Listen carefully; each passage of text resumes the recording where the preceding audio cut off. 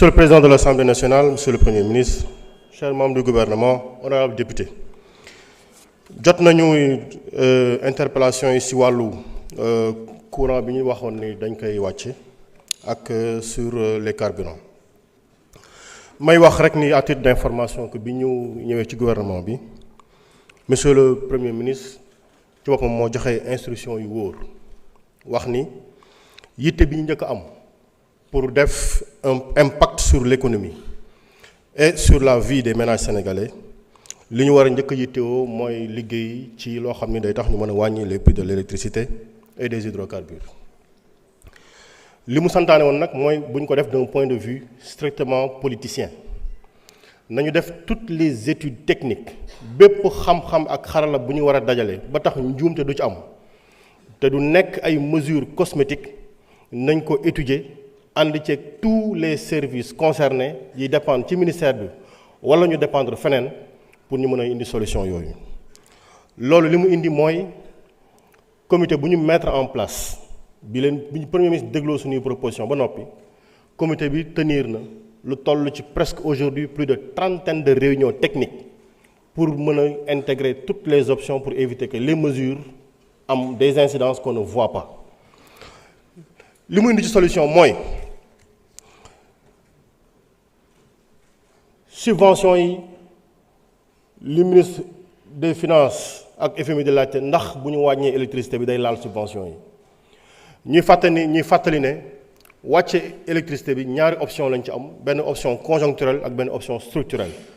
Premier ministre expliqué na ko ba tàyyi wax na ni option structurelle bi mooy ñu jëfandikoo sunu gaz wax na ko léegi négociation yi ñuy def pour mën a utiliser sunu gaz tàmbali nañ ko par la conversion bi ñuy def ci yenn centrales yi nga xam ne bii fuel moo ko doon doxal ñu ngi leen di commencer fonctionner loo au gaz. mais en attendant loolu ak réseau gazoduc bi ñu war a indi muy RGS solution conjoncturelle bi mooy na Senelec absorbé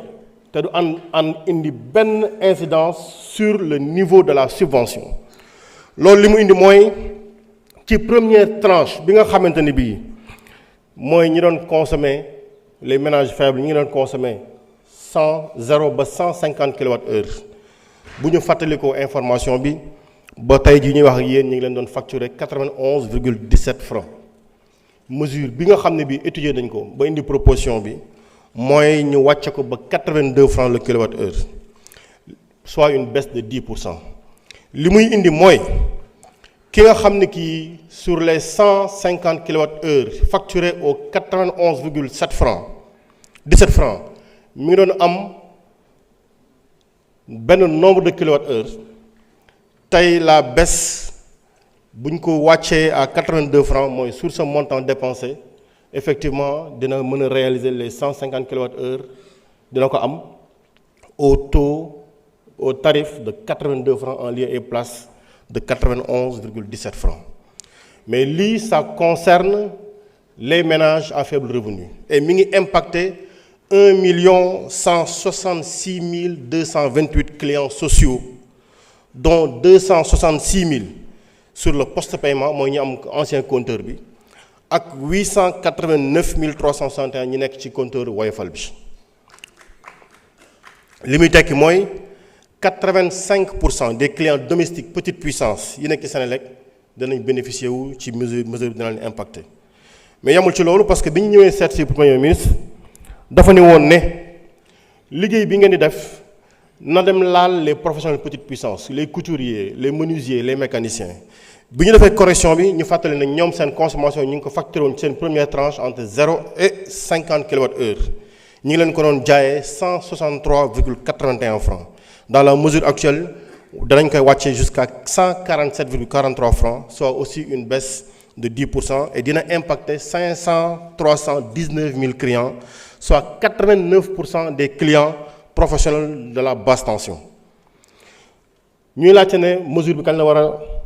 dem jarul woon yàkkamti parce que il fallait ñu sécuriser la démarche diir yu néew nag fan yu néew mooy balaa le 1er janvier au plus tard le 1er janvier 2026 ces mesures danañ entrer en ligne de compte. ñu wax ni ñu ngi finaliser les études sur la baisse des hydrocarbures des carburants fi mu toll nii ñi ngi nekk di poser la dernière touche en relation avec le ministère des Finances pour aussi mu bañ a am une incidence sur les subventions fan lañ koy jëlee c'est l'État qui va encore l'absorber sans que mu am impact sur les subventions. Les travaux techniques sont terminés. Il reste simplement à finaliser, à boucler la dernière touche pour les détails avec le ministère des Finances, parce que le Premier ministre nous convoque en réunion sur ce point-là, pour que nous puissions aboutir avant janvier. Ces mesures-là seront définitives et constatées. Merci beaucoup, Monsieur le Premier ministre.